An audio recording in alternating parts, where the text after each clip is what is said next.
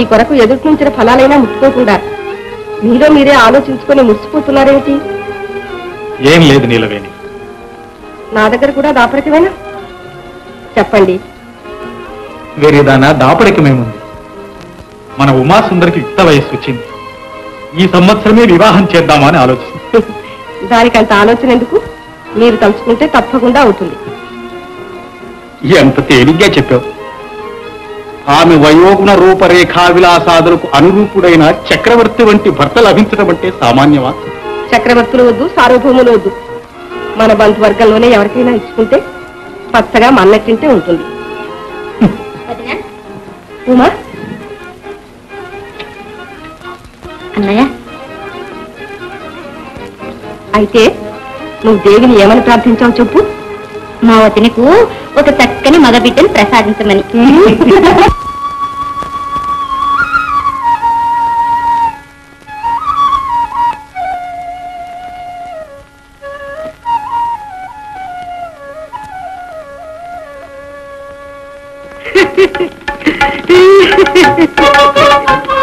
ప్రియసోదరుడు అలంకార భూపతి మీ అత్తగారు నీలవేణీ దేవి ఆశీర్వచనములు ఇచ్చట రాజకుమారిని నీకు వివాహము చేయుటకు తగిన సన్నాహములు చేసుటివి. వింటివిరా? ఈ వివాహము జరిగితే నీకు రాజ్యమే లభించగలదు. కావున ఈ లేఖ అందిన తక్షణం బయలుదేరి రావలను. రాజు బేడాలే పెండ్లికి రవితేజం మీరగ రాజు బేడాలే పెండ్లికి రాజు వెడల రవితేజం మీరగ రాజకుమారిని రహి పెండాడగ పెళ్లి కుమారుడై బిరబిర సరుకున్న రాజు బేడాలే పెండ్లికి రవితేజం మీరగ రాజు బేడాలే పెండ్లికి పెండ్లికి పెండ్లికి. రాజయ్య గారు, ముహూర్తం మించిపోతుంది. అదే నేను చూస్తున్నాను. పెళ్లి కొడుకే ఇంకా రాలేదు. ముక్కు మగం తెలియని వాడికి పెళ్లి ఇస్తే ఇదే ఏడుపు వస్తుంది. అంతే మరి. ఆపండి ఆపండి ఆపండి. బావగారు, ఎదురు సన్నాహం, ఎదురు సన్నాహం. వెళ్ళండి వెళ్ళండి వెళ్ళండి.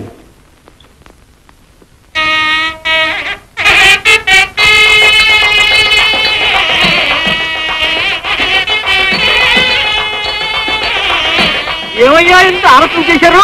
ముహూర్తం మించిపోతుందే. మీరెవరయ్యా? నేను రాజకుమార్తెని పెళ్లి చేసుకోవడం పెడుతున్నాను.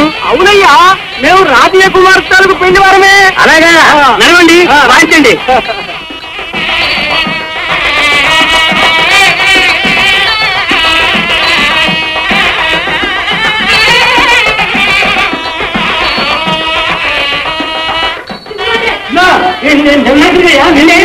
అది కాదు, మా అక్కడే వస్తున్నారు.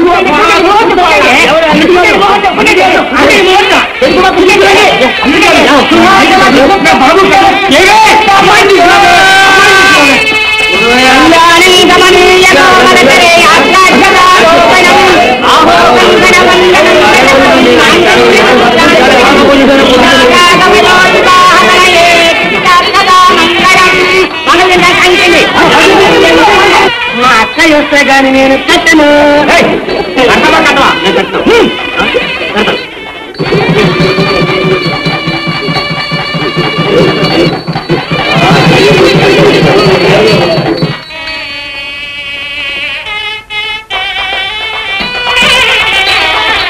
ముహూర్తంలో మంగళదారణ అయింది.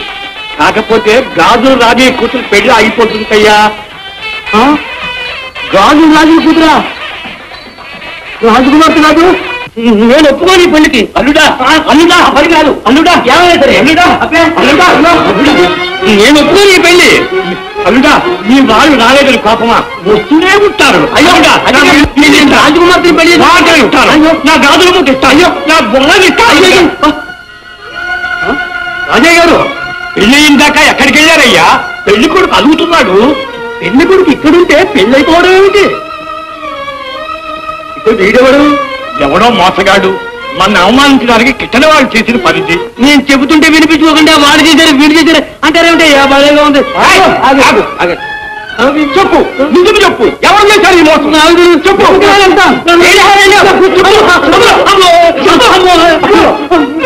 ఆగండి.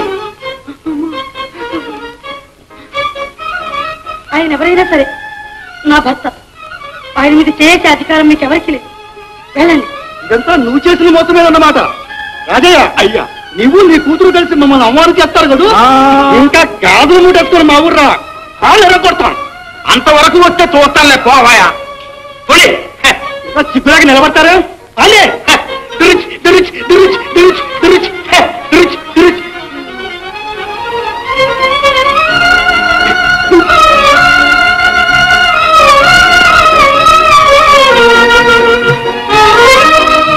లోపలికి రానియ్యం. పేర్లు చెప్పాలి. పెళ్ళాం పేరు చెప్పాలి. మేము చెప్పాను పెళ్ళం పేరు చెప్పం. మేము గాజులు పత్రం. పెళ్ళాం పేరు చెప్పి తీరాలి. గాజు ముద్ర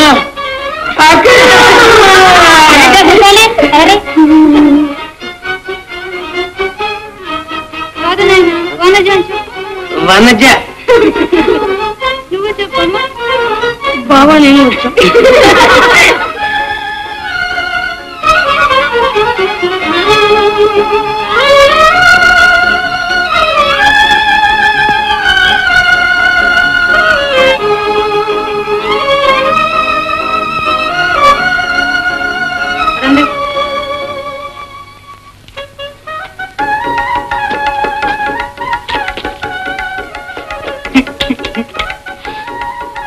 ఎందుకండి ఏడుస్తున్నారు?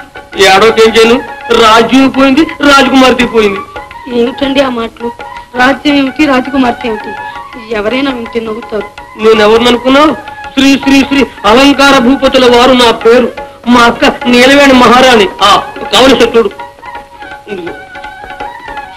చదువు. మధ్యదారిలో నువ్వు నా మెడక చుట్టుకున్నావు. ఇక ఏ ముఖం పెట్టుకుని మా అక్క ముఖం చూసేది? మీ అంతటి మీరే పుస్తి కట్టారు. ఇందులో నా తప్పే ఉంది చెప్పండి. మీరు మహారాజు అంటే నాకు మాత్రం సంతోషం కాదు. అయితే నువ్వు ఇక్కడ ఉండు. నేను వెళ్ళి మహారాజు అయ్యాక వచ్చి నేను తీసుకువెళ్తాను. మీరేమైనా చెప్పండి, వింటాను. కానీ మిమ్మల్ని విడిచి ఒక్క క్షణం ఉండను. మెడలో ఒక్క దారం పోగు కట్టిన లేదు. నా మెడకి యమపాసంలో చుట్టుకుంది. అది సరే, నేను చెప్పినట్టు వింటావా? మరి వింటాను. మరి మా అక్కకి పిల్లలు లేరు. ఆ రాజ్యం అంతా నాకు ఇప్పించాలని మా అక్కయ్య ఆశ. అందుకోసమని ఆ రాజ్యం మనకు వచ్చే వరకు మన ఇద్దరం భార్యాభర్తలని తెలియకూడదు. ఎవ్వరికి తెలియకూడదు. తెలియకుండా నటిస్తావా? ఓను మరి. అలాగే, మీరు ఎలా చెబితే అలాగే నడుచుకుంటాను. భలే భలే భలే పిల్ల.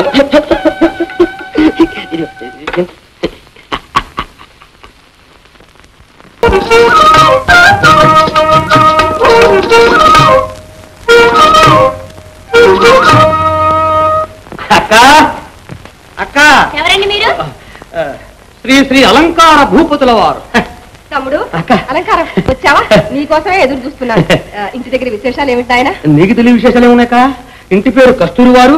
ఇంటిలో తమ్ముడు. అక్క నేనే వచ్చేద్దాం అనుకున్నాను. ఇంతలోకి నీ ఉత్తరం వచ్చింది. వచ్చేసాను. వనజ వనజ. వనజెవరు అలంకారం? వరాలమ్మ మనోరాలక్క. అదే మన లోగిట్లో ఉండేదే వాళ్ళ అవ్వ. వరాలమ్మా? అవును, వరాలమ్మక్క. వరాలమ్మ నువ్వు మర్చిపోయి ఉంటావు. కానీ వాళ్ళు నిన్ను మర్చిపోలేదు. దీని తల్లిదండ్రులు చచ్చిపోయారు. వీళ్ళవ్వ నీ దగ్గర ఒప్పు చెప్పమంది. అలాగా? పోనీలే. మన ఊరి వాళ్ళంటే నాకెంతో అభిమానం. అవునక్క. సరోజా అమ్మా, ఈ అమ్మాయి మా పుట్టింటి నుంచి వచ్చింది. ఇక్కడే ఉంటుంది. వసతి సదుపాయాలు ఏర్పాటు చేస్తాం. వనజ వెళ్ళు. మాలతి అమ్మా, ఉమాసుందరి మందిరానికి వెళ్ళి మేము రమ్మన్నామని చెప్పు. చెప్తాం. ఉమాసుందరక్క? అయ్యో కర్మవా, అప్పుడే మర్చిపోయావు. ఆవిడ మా ఆడబడుచు. ఆమెకు పెళ్లి ప్రయత్నాలు జరుగుతున్నాయి. అందుకే నిన్ను పిలిపించింది. తమ్ముడు, నువ్వు పిచ్చి పిచ్చలు వేయక జాగ్రత్తగా మసులుకొని ఆమె ప్రేమాభిమానాలు సంపాదించుకో. ఎలాగైనా ఆమెను వివాహం చేసుకున్నావా, మా తర్వాత ఈ రాజ్యం అంతా నీదే. ఓ అలాగే అక్క. నువ్వు ఆ మాత్రం ధైర్యం ఇస్తే చక్రం తిప్పేస్తానక్క. అక్క రావుమా, సందేహిస్తావే?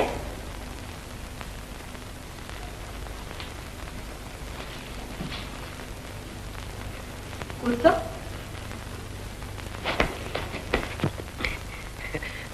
చిన్నప్పుడు ఉద్యానవనంలో మేము ఆడుకున్న ఆటలు, పాడిన పాటలు అన్ని మర్చిపోతుందక్కయ్యా. ఓహో, నీకు మహా జ్ఞాపకం ఉన్నట్టు. ఇంతకాలం అయింది, మమ్మల్ని ఒక్కసారైనా వచ్చి చూసావా? ఎలా రమ్మంటావక్క? పెద్దవాళ్ళంతా పోయాక రాజ్యభారం అంతా నా నెత్తి మీద పడిపోయింది. ఈ కాలంలో మంత్రులు నమ్మడానికి వీలేదు. ఇన్ని రాజ్య కార్యాలు ఉన్నప్పటికీ మా ఉమాసుందరి ఏమనుకుంటున్నది, ఏం చేస్తున్నది, చిన్నప్పటి మా యొక్క స్నేహాలు జ్ఞాపకం ఉన్నాయా లేవా అని ఎప్పటికప్పుడు తర్కిస్తూనే ఉన్నానక. ఎదటి వారి హృదయాలు కూడా అలాగే ఉంటాయనుకోవాలి. ఎప్పుడు మీ రాచరికాలు వైభవాలు చూసుకోవడమేనా? బంధు ప్రేమ అభిమానం ఉండక్కర్లేదు. అంతేనా ఉమా? ఇంతకీ వీరెవరు దిన? సరిపోయింది. రామాయణం అంతా విని రాముడికి సీత ఏమవుతుంది అని అడిగిందట. నీలాంటిదే. మా తమ్ముడు అలంకార భూపతి. అక్క శ్రీశ్రీ.